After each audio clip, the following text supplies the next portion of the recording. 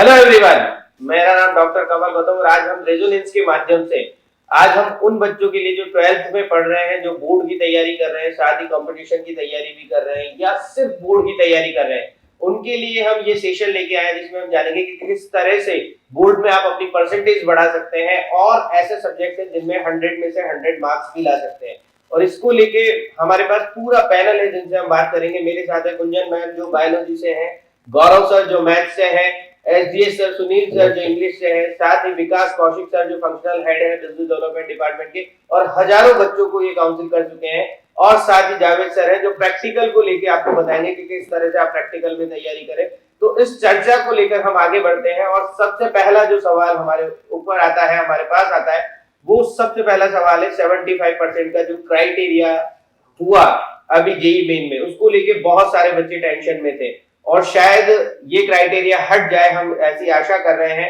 और इसको लेके ही मैं विकास कौशिक सर से पूछना चाहूंगा, सर क्या मानना है आपका इस क्राइटेरिया को लेके? बच्चों की टेंशन थी, बहुत सारे बच्चे आपके पास आए इस बात को लेके कि सर ये हटना चाहिए, और 12th बोर्ड की जो तैयारी कर रहे हैं बेसिकली वो भी इस बात को लेके आए कि भाई हम बोर्ड की तैयारी करें या जेई पे फोकस करें। तो उस बारे में आप क्या कहना चाहेंगे सर? देखिए कमल सर, इसमें दो चीजें हैं कि एक तो जेई मेन और जेई एडवांस दोनों अलग अलग एग्जाम्स हैं और दोनों में जैसा कि आप जानते होंगे और मैं दर्शकों को भी बता दूं कि जेई एडवांस में मैक्सिमम 2 ही चांस मिलते हैं बच्चे को और जेई मेन में 3 साल तक वो एग्जाम को दे सकता है और एक साल में ये 2 बार होता है, तो 6 अटेम्प्ट उसको मिलते हैं बच्चे को। लेकिन अब जहां तक बात है कि 75% वाला क्राइटेरिया, तो जेई मेन का जो ब्रोशर रिलीज हुआ है 2023 के लिए, उसमें 75% वाले क्राइटेरिया को वापस लाया गया है। और साथ में इसमें एक और चीज है कि पहले जो होता था 75% जनरल के लिए है, 65% एससी एसटी कैटेगरी के लिए है, और या तो ये होना चाहिए और या फिर टॉप 20% में होना चाहिए था अपनी कैटेगरी के बच्चे को सक्सेसफुल स्टूडेंट्स की लिस्ट में। तो वो और में रहता था, तो या तो ये अचीव कर सकता था बच्चा या दूसरा क्राइटेरिया अचीव कर सकता था। लेकिन जेई मेन के ब्रोशर में इस बार जो दिया गया है वो केवल 75% वाला क्राइटेरिया दिखा गया है, उसमें टॉप 20% का कोई जिक्र नहीं है। तो एक तो ये सबसे बड़ी जिसे कह सकते हैं कि कमी रह गई है वहां पर कि वो ऑप्शन ही नहीं दिया गया है जो पहले हुआ करता था।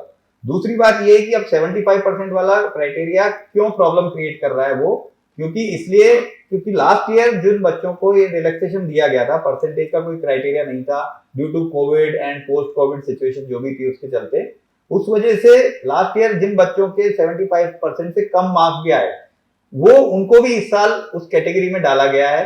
और अब उन बच्चों के पास कोई ऑप्शन नहीं है क्योंकि उनका जो इंप्रूवमेंट करने का टाइम था वो भी निकल गया है, फॉर्म भरने का जो टाइम था वो भी निकल गया है, और ना उनके पास टॉप 20% की कोई क्राइटेरिया है, ना पिछले 2 सालों में बोर्ड ने अनाउंस किया है। तो अब हो सकता है बोर्ड आगे चलकर उसको अनाउंस करे, लेकिन उनके पास कोई ऑप्शन ही नहीं है कि वो अब 75% ला सके। और आप जानते हैं कि जेई मेन के थ्रू एनआईटी, ट्रिपल आईटी और सीएफटीआई इन कॉलेजेस में एडमिशन मिलता है और इन्हीं कॉलेजेस के लिए बाध्यता लागू की गई है।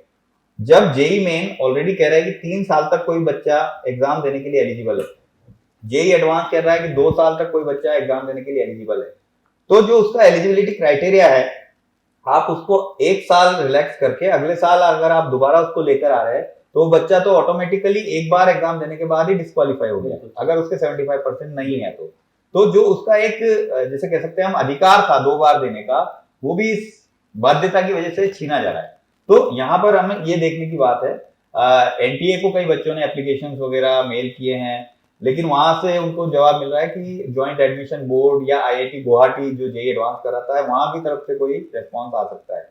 हाँ, जेई एडवांस के ब्रोशर में दोनों कंडीशंस लिखी गई हैं, 75% या बोर्ड के टॉप 20% में होना, जबकि जेई मेन ने इसे भी मिस कर दिया है। तो दोनों में अब प्रॉब्लम यह है कि जो बच्चे पिछले साल एग्जाम दे चुके हैं और जिनका 75% नहीं आया है वो अब किसी भी तरीके से 75% नहीं ला सकते क्योंकि उनकी सारी डेट्स निकल चुकी हैं। तो उनका एक अटेम्प्ट या 2 अटेम्प्ट जितने भी बचे हुए हैं वो खराब हो जाएंगे, या अटेम्प्ट मतलब एग्जाम वो दे सकते हैं लेकिन जो देश के सबसे अच्छे कॉलेजेस माने जाते हैं आईआईटीज, एनआईटीज, ट्रिपल आईटीज, वहां तक वो नहीं पहुंच पाएंगे। दूसरी बात ये है कि जो बच्चे 12th में भी हैं इस समय, उनके लिए भी ये जो अनाउंसमेंट हुआ है ये काफी लेट हुआ है। पहले ये अनाउंसमेंट लगभग 2-3 महीने तक पहले तक हुआ करता था, जबकि इस बार ये अनाउंसमेंट लगभग 40-45 दिन पहले ही हुआ है। तो हमारे को ये देखने की बात है कि इतने कम समय में बच्चे के ऊपर एक मानसिक प्रेशर बन गया है कि मैं 75% के बारे में सोचूं या अपने जेई मेन एग्जाम के बारे में सोचूं। कुछ बच्चे ऐसे हैं रिपीटर्स में जिनके कोर्सेज ही लेट चालू हुए, क्योंकि अक्टूबर तक इस बार जो है काउंसलिंग सेशन चल रहा था जेई मेन और जेई एडवांस के लिए, तो उनके कोर्सेज लेट चालू हैं, उनका सिलेबस पूरा नहीं हुआ है जनवरी तक। तो हमने, अगर हम बात करें रेजोनेंस की, तो हमने शुरू से ही दो मांगे रखी हैं कि एक तो 75% वाले क्राइटेरिया को कम से कम इस साल के लिए हटाया जाए, और दूसरा जनवरी वाला जो जेई मेन का अटेम्प्ट है उसको थोड़ा आगे खिसकाया जाए, ताकि इन बच्चों का सिलेबस भी पूरी तरह से कवर हो पाए। बिल्कुल सर। तो सर आप जो कह रहे हैं कि इस तरह से क्राइटेरिया हटाया जाए, और हम भी सभी लोग रेजोनेंस ही नहीं, पूरा स्टूडेंट जो जॉन है, पूरा स्टूडेंट जो जेई के लिए या एडवांस के लिए कर रहा है, वो और उनके पेरेंट्स सब चाह रहे हैं कि 75% क्राइटेरिया हटाया जाए। पर हम ये मानते हैं सर कि यदि ये क्राइटेरिया नहीं हटता इन फ्यूचर किसी भी कारण से, तो जो बच्चे अभी 12th में हैं उनको किस तरह से हम तैयारी करें, उनका रूटीन लाइफ कैसा होना चाहिए। तो मैं शायद सुनील सर आप इस बारे में मुझे बता सकते हैं कि किस तरह से उनका रूटीन वो फॉलो करेंगे, क्योंकि उनके जेई के एग्जाम भी आ रहे हैं अभी जनवरी में, फिर उनके बाद अभी प्रैक्टिकल चल रहे हैं, प्री बोर्ड होगा, बच्चों का बोर्ड आएगा, और जैसा कि कौशिक सर ने कहा कि वास्तव में बच्चा टेंशन में है कि मैं इतने कम समय में कैसे तैयारी करूं, तो एक रूटीन फॉलो नहीं कर पा रहे होंगे शायद बच्चों में। तो मैं आपसे जानना चाहूंगा कि किस तरह का उनका रूटीन होना चाहिए, वो फॉलो करें, ताकि बच्चे को पता लगे कि मैं ये रूटीन यदि फॉलो करता हूँ तो थोड़ा सा मैं अपने को मैनेज कर पाऊंगा दोनों एग्जाम के बीच में। अब गौतम जी, एक बच्चों पे स्ट्रेस तो आ गया है, एक संग जैसे ही सब पे टाइम टेबल रिलीज हुए हैं, बोर्ड्स की डेट आई है, मेंस की डेट आ गई है, प्रैक्टिकल्स का शेड्यूल आ गया है एंड ऑल दोस थिंग्स, तो बच्चों को नो डाउट स्ट्रेस तो आ ही रहा है। एंड काफी बच्चों की धड़कनें तेज हो चुकी हैं, उनकी जो भूख है वो कम हो चुकी है, and they have lost their sleep also. और उन बच्चों को एक बात बोलना चाहूंगा, ये प्यार नहीं है, दिस इज एग्जाम स्ट्रेस। और इस एग्जाम स्ट्रेस को कम करने के I like to specify some 5 P's। हाँ दोस्तों, मैं 5 P's बच्चों को बताना चाहूंगा ताकि वो कैसे इस एग्जाम्स के स्ट्रेस को आराम से झेल सकते हैं, and they can release the tension and be stress free. The first P is planning. Planning बहुत जरूरी है हर स्टूडेंट्स के लिए, एंड अकॉर्डिंगली एक शेड्यूल, एक टाइम टेबल बनना चाहिए। सिर्फ टाइम टेबल बनाने से ही काम नहीं चलेगा, टाइम टेबल फॉलो भी करना चाहिए, that commitment should be there from the student. जो सेकंड पी है दैट इज प्रायोरिटी। पढ़ाई प्रायोरिटी पे है, दैट इज फाइन, जरूरी है पढ़ाई प्रायोरिटी पे होनी चाहिए, बट उसके अलावा there are many other priorities जिसको आपको ध्यान देना चाहिए। First, plan in such a way that you have some time to exercise, some time to eat healthy food. समय इतना भी निकालो, प्रायोरिटी उसको भी दो कि आप चैन से सो, स्ट्रेस फ्री सो एंड सो ऑन। एंड एक और प्रायोरिटी जरूरी है, that is time to eat healthy food. So ये सब छोटी चीजों को याद रखो, अपनी डेली रूटीन में उसको लेके आइए, and all this things will relieve you from stress. And Kamal ji, एक चीज और बताना चाहूंगा हर बच्चों को आपके माध्यम से कि प्रैक्टिस बहुत जरूरी है। अब प्रैक्टिस का टाइम आ गया है, एंड स्टूडेंट्स को एंजाइटी होती है टेस्ट कैसे अपियर करें, तो सिर्फ एंजाइटी से कुछ नहीं होगा, they have to solve the papers. Practice करिए पेपर, हर टाइप के पेपर्स हैं, क्योंकि आपके जो आईआईटी के पेपर्स होंगे उसका पैटर्न अलग रहेगा, जो आप बोर्ड शेड्यूल है उसके पैटर्न्स अलग रहेंगे। सो हर प्रकार के पेपर से आपको वाकिफ होना बहुत जरूरी है। एक और इंपॉर्टेंट पी है, that is positivity. Positive pep talk जिसको मैं बारे में बताऊं। पॉजिटिविटी रखो अपने मन में, एनकरेज योरसेल्फ, बूस्ट योरसेल्फ। हमेशा कहिए I can and I will. Stress लेकर कुछ नहीं होगा, and just keep yourself positive, cool and काम। एंड ये चीज भी बहुत जरूरी है। एंड जो फाइनल पी जिसके बारे में बताऊंगा, that is presence. Show your presence in the exams. Don't get distracted by anything. Don't let the pressure आपके ऊपर हावी ना होने दें। और एक काफी इंपॉर्टेंट चीज है, प्रेजेंस आप अपना हटा दीजिए from the social media activities. ये बहुत जरूरी है अब एग्जाम के फाइनल दिनों में, एग्जाम अब सिर पर है। सो ये अब पांचों पीस का आप ध्यान से रखेंगे, एंड आराम से आप स्ट्रेस फ्री आप अपने एग्जाम्स पे फोकस कर पाएंगे, एंड अच्छे नंबर से आप पास होंगे। तो ये मैं कहूंगा कमल जी आपके माध्यम से। बिल्कुल सर, आपने जो बताया 5 पी, जो 5 पी है, प्लानिंग है, प्रायोरिटी है, प्रैक्टिस है, पॉजिटिविटी है और प्रेजेंस है, इन सब पे यदि आप फोकस करेंगे, आपका डेली रूटीन लाइफ यदि सही होगा तो ऑटोमेटिकली आप इन सभी से फाइट कर पाएंगे। जैसा कि कौशिक सर, मैं आपके साथ एक बार बैठा था तो मुझे पता है एक बच्चा था जो रात में लेट सोता था, सुबह उठने में थोड़ा सा लेट हो जाता था, उसका शेड्यूल पूरा बिगड़ा हुआ था। तो इस शेड्यूल को लेके आप क्या कहना चाहेंगे? बच्चों का शेड्यूल क्या वास्तव में भी बच्चों का थोड़ा सा शेड्यूल बिगड़ा हुआ है इस चीज को लेके, तो वो शेड्यूल से भी क्या उनका स्टडी पे इफेक्ट आता है? जी बिल्कुल, एक्चुअली शेड्यूल कुछ इस तरीके से बच्चों को बनाना चाहिए कि उनको हर एक सब्जेक्ट को टाइम देना जरूरी है। ऐसा नहीं कि आप किसी एक पर्टिकुलर सब्जेक्ट को काफी ज्यादा टाइम दे रहे हैं और बाकी सब्जेक्ट को टाइम ही नहीं मिल रहा है। तो एक तो हर एक सब्जेक्ट को टाइम दें प्रॉपर, और रिवीजन का एक प्रॉपर प्लानिंग बनाए पहले कि किस तरीके से आप रिवीजन करना चाहते हैं, कौन से टॉपिक्स आप पहले पढ़ना चाहते हैं, कौन से लेट पढ़ेंगे, कौन से टॉपिक्स आपके स्ट्रॉन्ग हैं, कौन से टॉपिक्स आपके वीक हैं। ये सारी चीजों की आपको लिस्ट बनानी चाहिए और अपने टीचर, जो भी रेस्पेक्टिव टीचर्स हैं, उनसे आपको डिस्कस जरूर करना चाहिए। एक चीज मैं जरूर कहना चाहूंगा, यहाँ पर हर एक स्टूडेंट का पढ़ने का टाइम अलग अलग होता है, लेकिन जैसे कई स्टूडेंट होते हैं जो रात भर पढ़ते हैं, तो मैं ये सजेस्ट करूंगा कि रात जो है नॉर्मली ऊपर वाले ने सोने के हिसाब से बनाई गई है, तो रात को एक सर्टेन टाइम तक ही पढ़ें और अर्ली मॉर्निंग में उठ के पढ़ें तो ज्यादा फायदा होना चाहिए। तो हर बच्चे का मैंने बताया जैसे कि शेड्यूल अलग होता है, लेकिन अर्ली मॉर्निंग पढ़ने में थोड़ा ज्यादा फायदा आपको मिलेगा डेफिनेटली। और रात को 12 बजे 1 बजे तक आप पढ़ सकते हैं, लेकिन उससे ज्यादा अगर आप पढ़ते हैं तो फिर शायद वो उतना मेमोरी में नहीं रहता है, उतना ज्यादा याद नहीं रहता है, आप स्लीपीनेस भी फील करते ही हैं। तो आप जल्दी उठें और कम से कम 6 से 6.5 7 घंटे तक की नींद जरूर लें, क्योंकि जैसे सर ने भी बताया कि हेल्दी रहना भी अपने आप में जरूरी है इस समय पर, क्योंकि आप हेल्दी रहेंगे तभी आप अच्छे से पढ़ाई कर पाएंगे। पढ़ाई करने का जो शेड्यूल है वो डेफिनेटली आप अपने रेस्पेक्टिव टीचर से बात करके बना सकते हैं, लेकिन अगर आप कहीं इंस्टीट्यूट में पढ़ रहे हैं तो आप लगभग 5-1 घंटे की क्लासेस कर रहे होंगे, और घर आने के बाद आपके पास कम से कम 6-7 घंटे होने चाहिए जिसमें आप सेल्फ स्टडी अच्छे से कर पाए। तो इसमें मैं एक चीज मैं और जोड़ना चाहूंगा, बच्चों के एग्जाम्स होंगी डे टाइम में, और जो बच्चों को रात को पढ़ के दिन में सोने की हैबिट है उनके लिए शायद थोड़ा डिफिकल्ट रहेगा, तो अभी से उस रूटीन को अपने आप को मोल्ड कर लीजिए। बिल्कुल सर, जो आप लोगों ने कहा कि इसीलिए शेड्यूल बनाना जरूरी है। कई बार ऐसा होता है कि कई बच्चे सुबह 10 बजे तक उठते हैं सोकर, और मान लीजिए जैसा कि सर ने बताया कि दिन में एग्जाम है या मॉर्निंग में एग्जाम है, तो ऑटोमेटिकली हमारा सिस्टम ऐसा होता है कि हमें जो हम कंटिन्यूटी में रखते हैं वैसी हमारी हैबिट बढ़ जाती है। कई लोग आपने देखा होगा, आपके घर में आज भी कई लोग हैं, आपके दादाजी दादी जो सुबह 4 बजे उठते हैं, तो उनकी हैबिट है, चाहे सर्दी हो गर्मी हो बरसात हो, वो 4 बजे उठते हैं।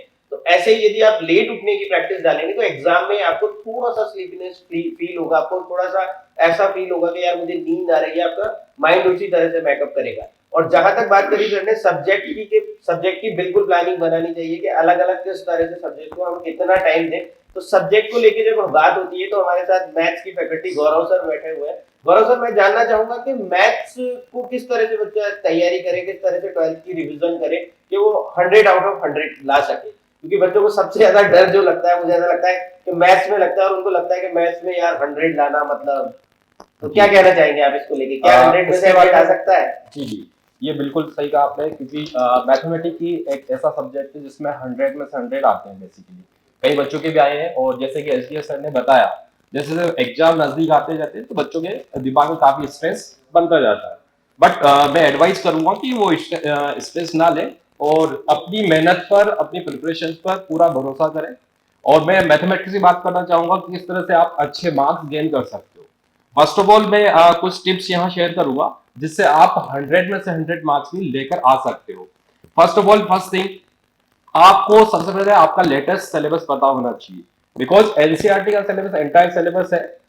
इस सेशन में मैथमेटिक्स में सीबीएसई ने क्या क्या चेंजेस किए हैं, कौन से टॉपिक्स आने वाले हैं, कौन से टॉपिक्स हटाए गए हैं, वो बच्चों को अच्छी तरह से पता होना चाहिए, जो बच्चे बोर्ड की अच्छी तरह से तैयारी कर रहे हैं, राइट। बिकॉज जो बच्चे कॉम्पिटिटिव की तैयारी कर रहे हैं, मेंस एडवांस की, तो उनको एनसीईआरटी जो बोर्ड में आने वाला है वो सिलेबस पता नहीं होता, क्योंकि जेईई मेंस में एंटायर सिलेबस आ रहा होता है। बट आप सीबीएसई की बात करें जो बोर्ड में आने वाला है, उसमें कहीं ना कहीं चेंजेस किए गए। तो बच्चों को एडवाइस करूंगा कि आपको सिलेबस पता हो सबसे पहले। आप उस सिलेबस को जानकर ही आप उस पेपर में बैठ सकते हो। सेकंड, आपको एग्जाम स्कीम, यानी कि इस बार कौन सा पैटर्न पर एग्जाम आने वाला है, ठीक है, क्योंकि हर साल सीबीएसई चेंजेस करता है अपने एग्जाम पैटर्न में।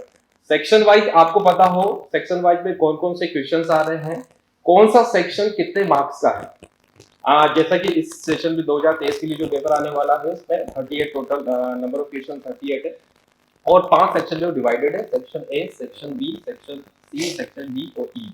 सेक्शन ए में जहां तक जो क्वेश्चंस पूछे जा रहे वाले वो सारे मल्टीपल चॉइस टाइप के क्वेश्चंस हैं और उसमें 18 क्वेश्चंस है मल्टीपल चॉइस वाले, जिसमें यहां तक बता दूं कि जो मेंस की एडवांस की तैयारी कर रहे हैं उन बच्चों के लिए वो काफी फायदेमंद टॉपिक है, ठीक है, क्योंकि एमसीक्यू ऑलरेडी तैयारी करते रहते हैं तो वो शॉर्ट में सॉल्व करके उनका आंसर लिख सकते हैं। और इसमें 2 क्वेश्चंस असर रीजन के पूछे जाने वाले हैं और जहां तक बता दें जो बच्चे मेंस की एडवांस की तैयारी कर रहे हैं उनके लिए काफी ये हैबिचुअल है क्योंकि वो आईआर के क्वेश्चंस ऑलरेडी सॉल्व कर रहे हैं वहां पर।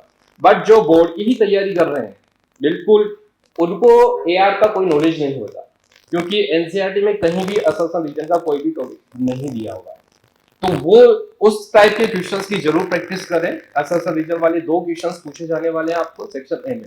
सेक्शन बी में जो 2 मार्क्स के क्वेश्चंस होंगे जिसमें से आपको 5 क्वेश्चंस मिलेंगे और 2 मार्क्स यानी कि मार्किंग वाइज आपको ही आंसर लिखने हैं।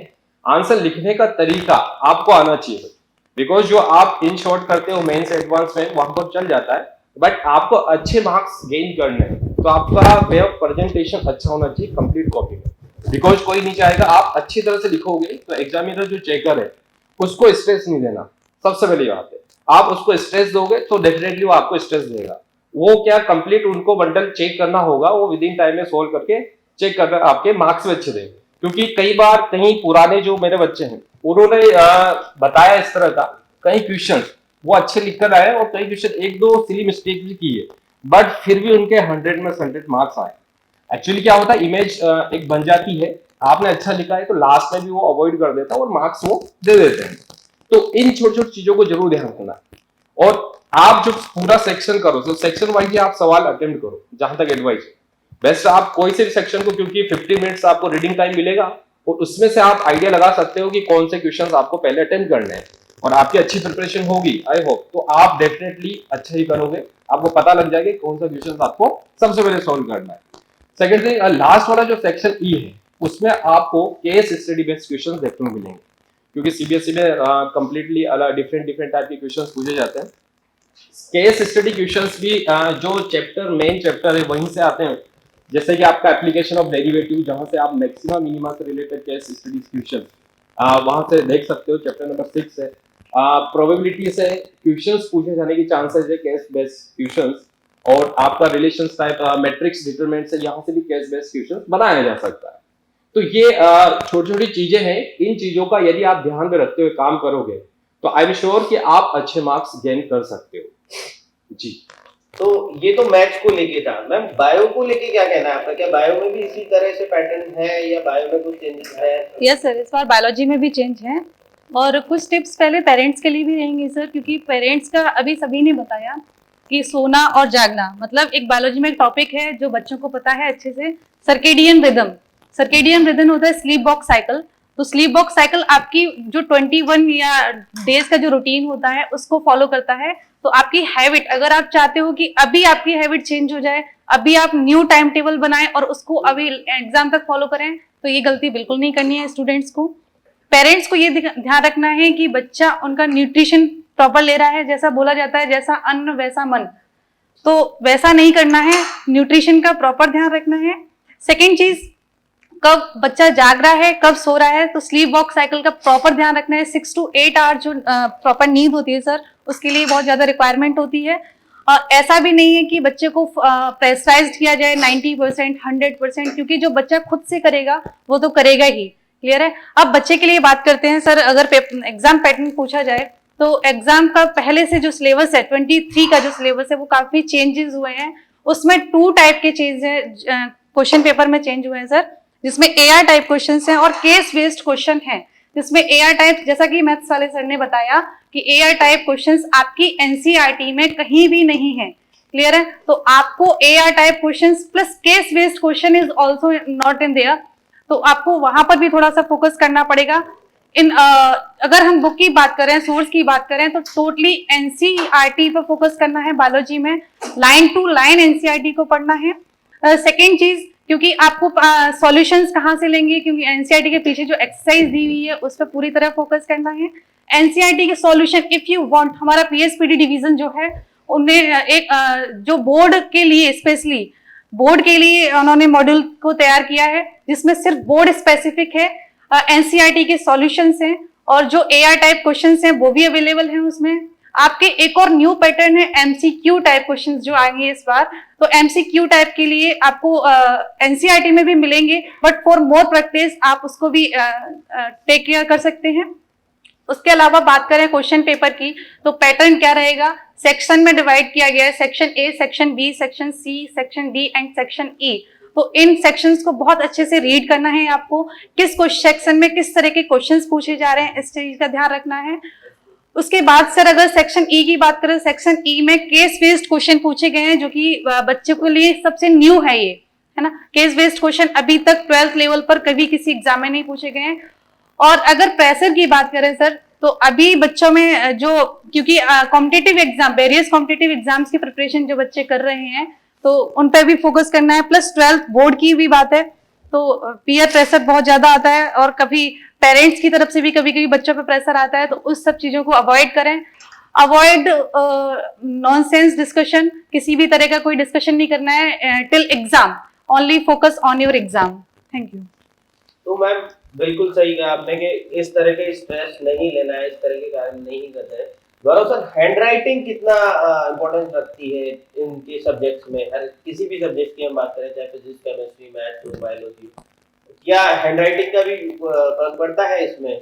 जी कमल जी, आपको बताना चाहूँगा, क्योंकि बोर्ड का जो बेसिक पैटर्न होता है उसमें आपको वे ऑफ प्रेजेंटेशन दिखाना पड़ता है बेसिकली, तो आपको लिखने का वे भी अच्छा होना चाहिए, बिकॉज आप कहीं भी अच्छे लिख रहे हो। जैसे मार्क्स वाइज बात करें, 3 मार्क्स का क्वेश्चन है तो 3 मार्क्स के पैटर्न के अकॉर्डिंग आपको लिखकर दिखाना है। वहां पर आप यदि 1 लाइन में या 2 लाइन में आंसर को कंप्लीट कर रहे हो तो वहां पर उसी के अकॉर्डिंग मार्क्स मिलेंगे। 3 मार्क्स का है, 4 मार्क्स का है, 5 मार्क्स का है, तो आपको उसी के अकॉर्डिंग लाइन में पेपर में कंप्लीट लिखना होगा। और राइटिंग की बात करें तो राइटिंग, यदि मैथ्स की बात करें तो मैथ्स में आपको स्टेप बाय स्टेप लिखना होगा। राइटिंग अच्छी हो तो गुड, अच्छी चीज है, बट थोड़ा बहुत भी चल जाता है मैथमेटिक्स में। बट अदर सब्जेक्ट की बताएं तो सब्जेक्ट स्पेसिफिक कोई बता सकते हैं। मैथमेटिक्स में आपको राइटिंग में भी चल जाता है, क्योंकि कई स्टूडेंट्स हैं जिन्होंने थोड़ा बहुत, राइटिंग पूरी तरह से खराब भी नहीं होना चाहिए, आपका दिखना चाहिए आपने पूरे इक्वेशंस लिखी है। यदि आप फॉर्मूला यूज कर रहे हो किसी क्वेश्चन को सोल्व करने में, तो आपको फॉर्मूला भी मेंशन करना पड़ेगा कि फॉर्मूला में आपने लिखा है चीज में। और यदि लास्ट में आपके आंसर भी आ रहा है उसका, तो आंसर भी आप कंप्लीट ब्रैकेट में मेंशन कर दीजिए, सो दैट पूरा आपको विजिबल हो और कंप्लीट मार्क्स वो दे सके। यदि कहीं भी उसको लगा है कि बच्चे ने की मेहनत ही नहीं की है, क्योंकि उसको आइडिया लग जाता है कि डेफिनेटली इसने बस लास्ट 1 महीने ही मेहनत की है, पूरे 6 महीने आते हैं इसने कंप्लीट मेहनत नहीं की, तो वो उसी के अकॉर्डिंग फिर मार्क्स देता चलेगा।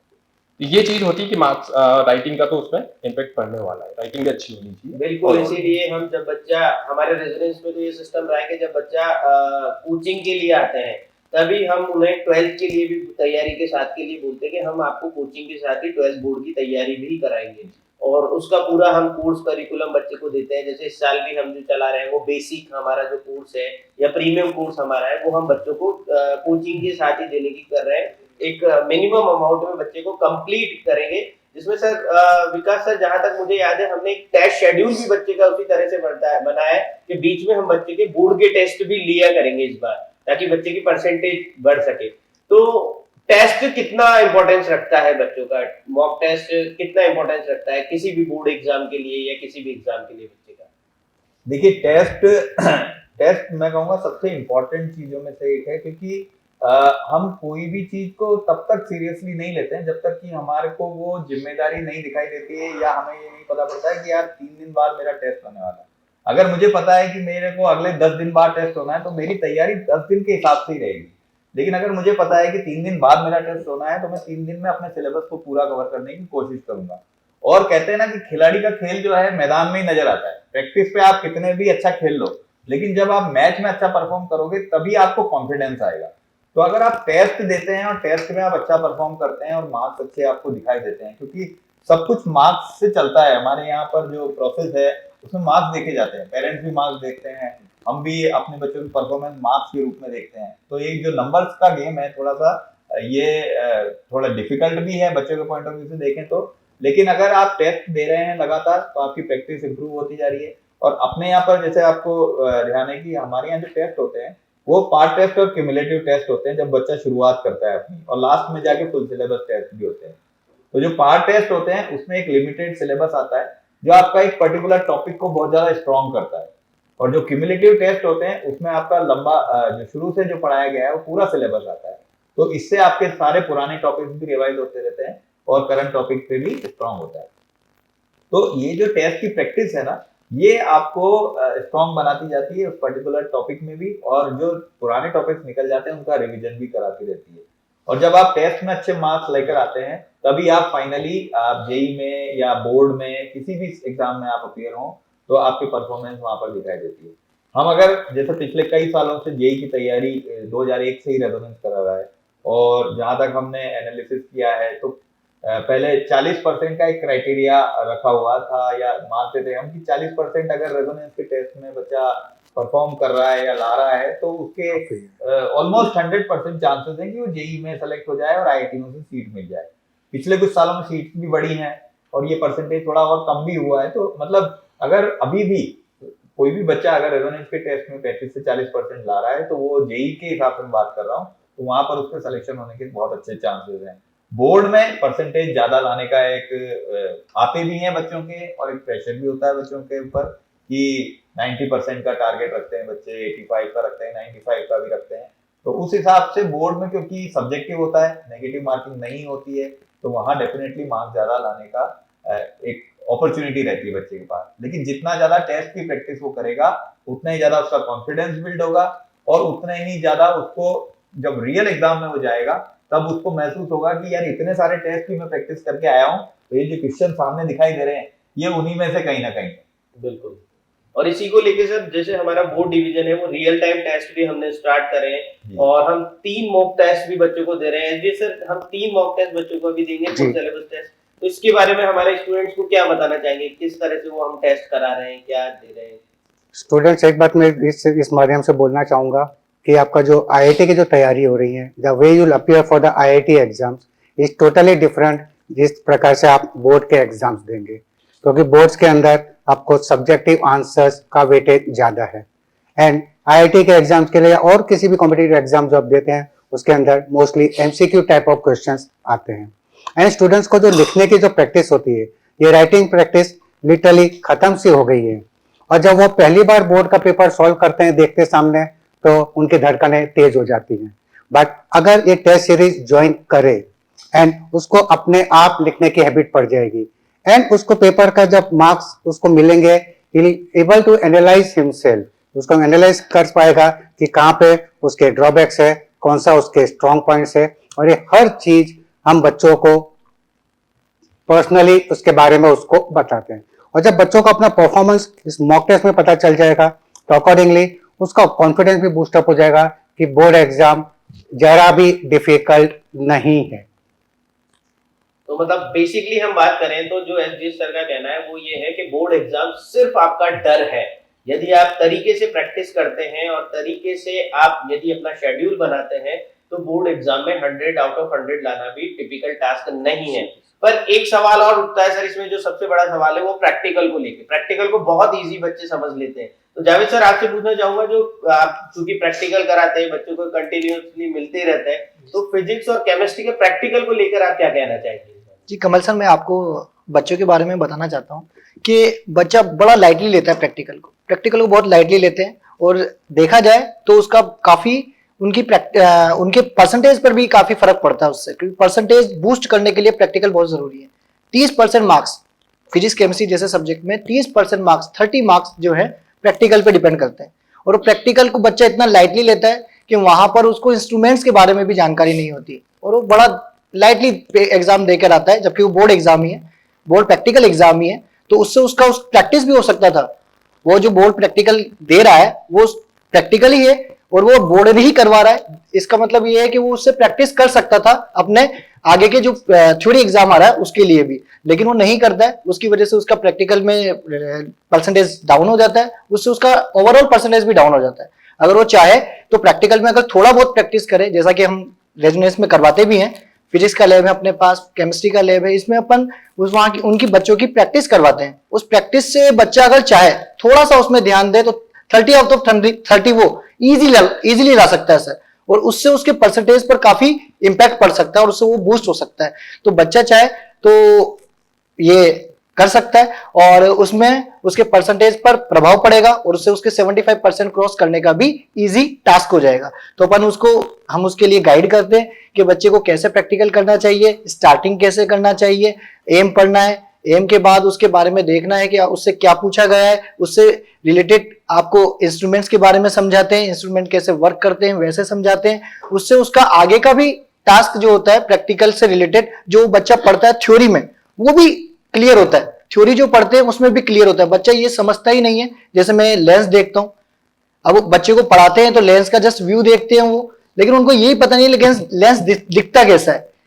तो जब हम उसको प्रैक्टिकली वो चीज दिखाते हैं और उसको सब दिखाते हैं कि जो अपन थ्योरी में पढ़ते हैं वो बिल्कुल वैसा का वैसा ही प्रैक्टिकल में होता है, इसीलिए आपको वहां पढ़ाया जाता है, तो उससे उसके कॉन्सेप्ट और क्लियर हो जाते हैं सर। उससे वो क्या है प्रैक्टिकली के साथ साथ उसका थ्योरी जो नॉलेज है उसमें भी इंप्रूवमेंट आता है और उससे परसेंटेज बढ़ सकता है और चाहे वो इसका इस्तेमाल कर सकता है और आगे जब वो आईआईटी करे या कुछ भी करे तो वहां पर प्रैक्टिकल्स में या फिर कहीं पर भी उसको आगे उसके लिए फायदेमंद हो सकता है। तो हम प्रैक्टिकल यहाँ पर इसी वजह से करवाते हैं ताकि बच्चा उसके नॉलेज का थ्योरी एग्जाम्स में भी इस्तेमाल करे और अपने परसेंटेज को बढ़ाने के लिए, जो कि प्रैक्टिकल सीबीएसई बोर्ड ने डाला है 30% मार्क्स, 30% मार्क्स बहुत होते हैं सर, 30% मार्क्स बहुत होते हैं। अगर उसमें आप चाहो तो 30 आउट ऑफ 30 ला सकते हैं, उससे आपका परसेंटेज बढ़ भी जाएगा और 70% तो फिर इजी टास्क लगेगा फिजिक्स केमिस्ट्री जैसे सब्जेक्ट में। और इसीलिए हमने बच्चों के लिए कुछ हमारे रिकॉर्डेड लेक्चर रख रखे हैं प्रैक्टिकल्स के जहाँ कराए हुए हैं, तो बच्चे देख सकते हैं। हम पीडीएफ में हमारे लैब मैनुअल्स बच्चों को दे रहे हैं, जो बच्चे चाहें तो हमसे संपर्क करके ले सकते हैं। पर एक और सवाल जो उठता है वो जो बच्चे इजी लेते हैं प्रैक्टिकल के साथ साथ वो है 4th और 5th सब्जेक्ट। वो सोचते हैं यार इंग्लिश तो लास्ट में पढ़ लूंगा, फिजिकल लास्ट में कर लूंगा, या मेरे तो हिंदी है या मेरे पास म्यूजिक है, इस चीज को वो बहुत लाइटली ले लेते हैं।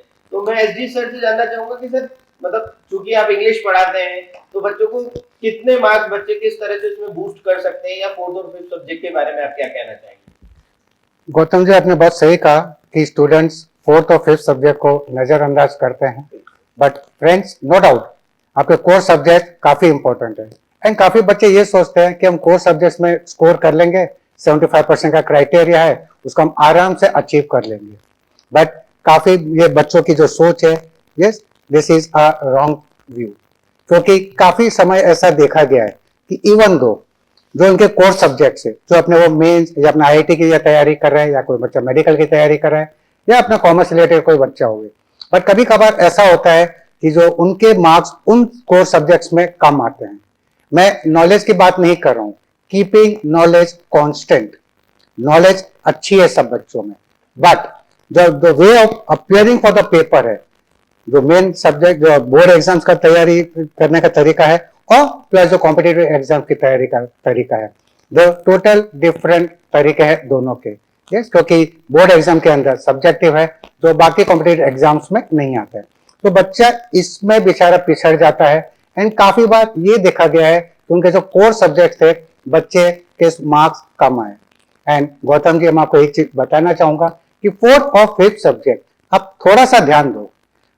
मैं ये नहीं कहूंगा कि आप पूरे साल पढ़ो, मैं इसकी बात नहीं कर रहा हूँ, बट उसके रेगुलर टेस्ट में होना जरूरी है and main subject core subject के भरोसे आप बोर्ड की एग्जाम मत दीजिए। 4th एंड 5th सब्जेक्ट को इतना ही इंपॉर्टेंस देना है, इंग्लिश के अलावा आपका 5th सब्जेक्ट जो भी होवे, भले फिजिकल होवे, म्यूजिक होवे, कुछ बच्चे आर्ट लेते हैं, किसी का हिंदी होता है एंड सो ऑन, बट उसको भी इंपॉर्टेंस देना बहुत जरूरी है। एंड जब मैं बच्चों से बात करता हूँ एक चीज मैं हमेशा बोलना चाहता हूँ, that players look nice on the play field, same उसी की तरह आप भी उस दिन खेल रहे हो एंड हर टाइप की जब खेल रहे हो, सपोज क्रिकेट की बात करते हैं, जब आप क्रिकेट खेल रहे होते हैं तो हर प्रकार के बॉल्स आते हैं, कोई इजी आते हैं, कोई बाउंसर आते हैं एंड किस तरीके से आप टैकल करते हो वो जरूरी है।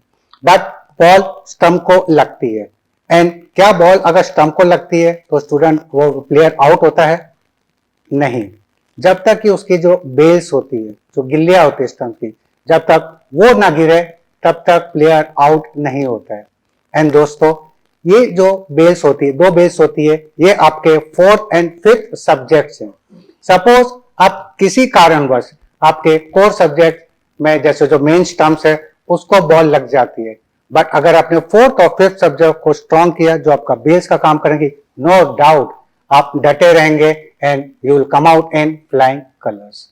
और जहां तक इसकी तैयारी की बात है, जब क्रिकेट की बात की है तो आई लाइक टू से कि 4th और 5th सब्जेक्ट में स्कोर करना भी इतना डिफिकल्ट नहीं है। एंड 90+, ये मैं उन बच्चों की बता रहा हूं जो एवरेज स्टूडेंट्स होते हैं।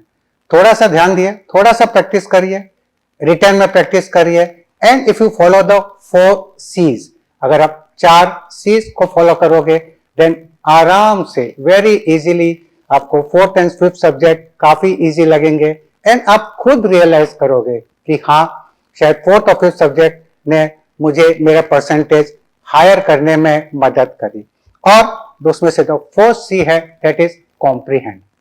Comprehend means to understand, read, understand the pattern, understand the type of questions जो पूछे गए हैं, क्योंकि थ्रू आउट द ईयर आप अपने कोर सब्जेक्ट्स की तैयारी करते हैं, नो डाउट, बट अभी समय आ चुका है, हाई टाइम है, करीब 1 महीना ही बचा है, अब तो थोड़ा सीरियस होना ही पड़ेगा सब बच्चों को 4th एंड 5th सब्जेक्ट के लिए।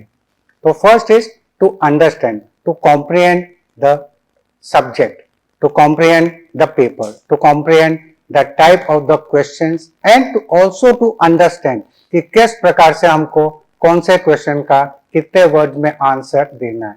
तो ये बहुत जरूरी चीज है।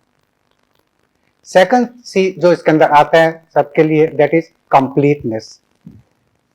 जब आप कोई भी सेक्शन करते हैं, वेरियस सेक्शंस होते हैं, उसके अंदर एक चीज ध्यान रखना, ये मैं सिर्फ 4th और 5th सब्जेक्ट के लिए नहीं बता रहा हूं, this applies to I think all the subjects, yes.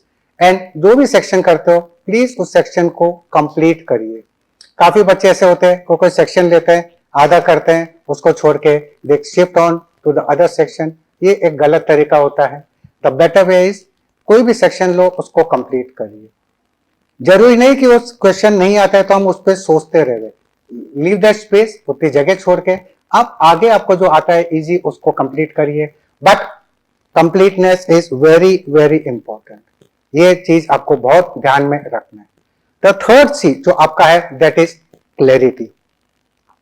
आपके दिमाग में क्लियर होना चाहिए, बिकॉज जब इंग्लिश तो आपके लिए काफी नया रहेगा, 4th सब्जेक्ट जो आपका है, मे बी 5th सब्जेक्ट भी काफी बच्चों के लिए नया रहेगा, तो क्लैरिटी आनी चाहिए कि in which type of question how do we have to write, क्योंकि सबसे इंपॉर्टेंट होता है इंग्लिश के जो राइटिंग सेक्शन है उसके अंदर फॉर्मेट। यस फ्रेंड्स, गलत फॉर्मेट लिखेंगे, गलत तरीके से लिखेंगे तो marks will be deducted, and every question has a specific word limit. तो इट्स नॉट दैट कि आप किसी भी क्वेश्चन को कितने भी वर्ड्स में और कैसे भी लिखिए, this can go against you, आपके मार्क्स उसके अंदर कम हो सकते हैं। सो इस चीज की क्लैरिटी होनी चाहिए, और ये क्लैरिटी आपके पास कब आएगी दोस्तों? When you attempt the papers. So रेजो ने जो टेस्ट सीरीज करी है उसका फायदा आप उठा सकते हो, and it's better late than never. अभी भी काफी समय है, आप अच्छे से प्रैक्टिस करके अच्छे नंबर, अच्छे मार्क्स ला सकते हैं। And last is the correctness. जैसे अभी बात हो रही थी राइटिंग की, इस वेयर इंग्लिश इज कंसर्न लिखना काफी पड़ता है, बट आई वोंट से कि अच्छी writing will give you good marks. It's not necessary that good hand writing will give you good marks, but yes एक चीज जरूर कहूंगा, there writing should be legible, इतना समझ में आवे कि आपने क्या लिखा है। ऐसे नहीं राइटिंग ऐसी होवे जैसे कुछ डॉक्टरों की राइटिंग होती है, ऐसी राइटिंग में भी प्लीज आप मत लिखिए। और writing can not be change overnight. जो आपकी राइटिंग है आप समझा सको, करेक्टली लिख सको, एंड दैट करेक्टनेस उस हिसाब से करो that it should be less of error. Grammar की मिस्टेक्स के मार्क्स काटे जाते हैं, spelling errors marks can be deducted. So इतनी करेक्टनेस हमारे में होनी चाहिए that we write the answers correctly, systematically in a correct format and after you have understood all the things. So अगर आप इन चीजों का ध्यान रखोगे, so I don't think so that scoring will be difficult. और जैसे मैंने अभी कहा था कि क्रिकेट के अंदर स्टंप्स को अगर बॉल लगती है तो आउट हो जाता है, नहीं, इस चीज को ध्यान रखना। ये 4th and 5th सब्जेक्ट आपके वो बेल्स का काम करेंगे, जब तक वो इंटैक्ट है आप बेल्स है 4th and 5th सब्जेक्ट उसको स्ट्रॉन्ग करिए एंड आप हमेशा खेलते रहोगे and will come out in flying colours. So इन चीजों का प्लीज ध्यान रखिए। बिल्कुल सर, जैसा कि आपने कहा 4th और 5th सब्जेक्ट जो पिलर्स है उन पे ध्यान रखिए, वो बहुत इंपॉर्टेंट है आपकी परसेंटेज बढ़ाने के लिए।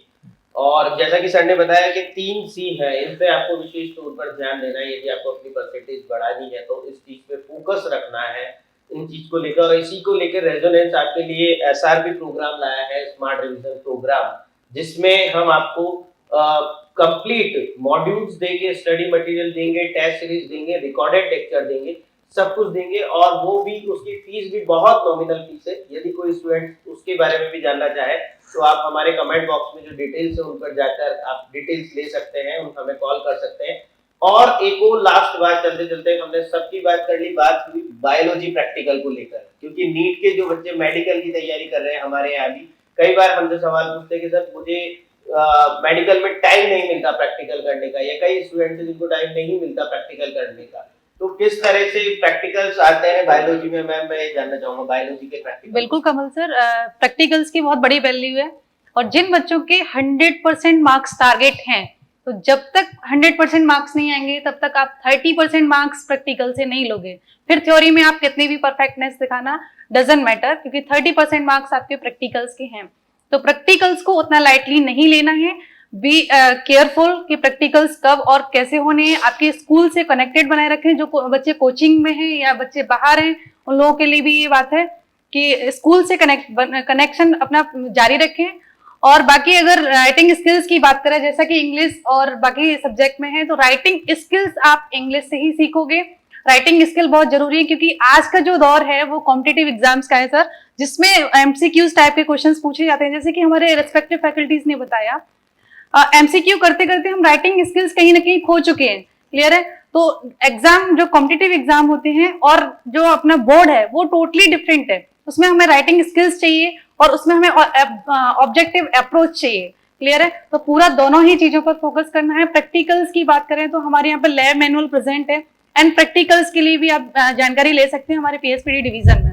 बायो में किस तरह के प्रैक्टिकल ये जानना चाहते हैं? यस सर, बायोलॉजी के प्रैक्टिकल्स जो हैं, जैसे आप पोलन ग्रेन जर्मिनेशन का प्रैक्टिकल है ना, तो आपको बहुत बेटर तरीके से यहाँ पर समझाया जाएगा। उसके लिए आपको विजिट करना पड़ेगा यहाँ पर अपने डिवीजन में। ओके, तो यदि आप हमारे यहाँ पर विजिट भी करते हैं, हमारे पास लैब है, तो आप देख सकते हैं रिकॉर्डेड लेक्चर, बिल्कुल जा सकते हैं, मिल सकते हैं। और साथ ही हमने सभी फैकल्टी से, फिजिक्स हो चाहे केमिस्ट्री हो चाहे बायोलॉजी हो चाहे इंग्लिश हो, इन सब फैकल्टी से रिक्वेस्ट करा हमने कि आप बच्चों के 100 आउट ऑफ 100 मार्क्स लाने के लिए क्या करें। तो इन फैकल्टीज ने भी सबने अपना इंडिविजुअल वीडियो बनाया है, जो आप हमारे YouTube चैनल रेजोनेंस के मेन YouTube चैनल पर जाकर या हमारे PSPD डिवीजन के YouTube चैनल पर जाकर आप देख सकते हैं। तो आपको इंडिविजुअल फैकल्टीज के वीडियो भी मिल जाएंगे जिसमें आप 100 आउट ऑफ 100 लाने की पूरे चांसेस जो है आपके, उसको देखकर आप पूरे चांसेस आपको मिल जाएंगे कि आपके 100 आउट ऑफ 100 मार्क्स आ जाए। ठीक है, तो इसको लेकर हमारा फोकस है और आज का सेशन को हम यहीं पर समाप्त करते हैं, इसी चीज को लेकर, इसी बात को लेकर। Thank you sir, thank you आप सभी का, थैंक यू। और लास्ट में सिर्फ इतना सा पूछना चाहूंगा विकास सर से कि सर कंक्लूड कर आप बच्चों को क्या मैसेज देना चाहेंगे लास्ट में? बच्चों को यही कहना चाहूंगा मैं, अब इस पे अभी जो भी एक 75% वाला क्राइटेरिया चल रहा है वो केवल जेई मेन जेई एडवांस के उसमें चल रहा है। बाकी और भी बहुत लाखों बच्चे हैं जो 12th का एग्जाम देने वाले हैं, मैथ्स के भी हैं, बायोलॉजी के भी हैं, कॉमर्स के भी हैं। तो मैं सबसे एंड में ये कहना चाहूंगा कि अपनी पढ़ाई पर, अपनी तैयारी पर पूरी तरह से फोकस होकर ध्यान दें। और जहां भी आप पढ़ रहे हैं, रेजोनेंस में अगर आप पढ़ रहे हैं या किसी भी और इंस्टीट्यूट में पढ़ रहे हैं, अपने जो भी टीचर्स हैं उनकी गाइडेंस पर पूरी तरह से ध्यान दें। उन्होंने जो भी आपको साल भर में पढ़ाया है या कोई बच्चे 2 साल से भी पढ़ रहे हैं, तो उन्होंने जो भी गाइडेंस आपको दी है उसको पूरी तरह से रेस्पेक्ट करते हुए उसी को फॉलो करें। और इंस्टीट्यूट में अगर आप पढ़ रहे हैं कि जो भी टेस्ट आपके हो रहे हैं वो टेस्ट बहुत ही ज़्यादा इंपॉर्टेंट है। जैसे पहले भी हमने बात की थी यहाँ पर एक चीज और मैं ऐड करना चाहूंगा कि टेस्ट में जो भी आप गलतियां करते हैं वो गलतियों से आप बहुत ज्यादा सीखते हैं और वो आपको लंबे टाइम तक याद भी रहती हैं, जो फाइनल एग्जाम में भी आपको कहीं ना कहीं काम आती है। तो जितने भी टेस्ट बचे हुए हैं उनको अच्छी तरीके से हर एक टेस्ट को दें, एक भी टेस्ट को ना छोड़ें, अच्छी तरीके से रिवीजन की प्लानिंग करें, अपने अपने रेस्पेक्टिव फैकल्टी से बात करके अपना रिवीजन शेड्यूल प्लान करें, टाइम टेबल बनाएं और उसको रिगरसली फॉलो करें। तो all the best from all of us from resonance team. All the best all of you, thank you. All the thank you, best. Thank you. Thank you.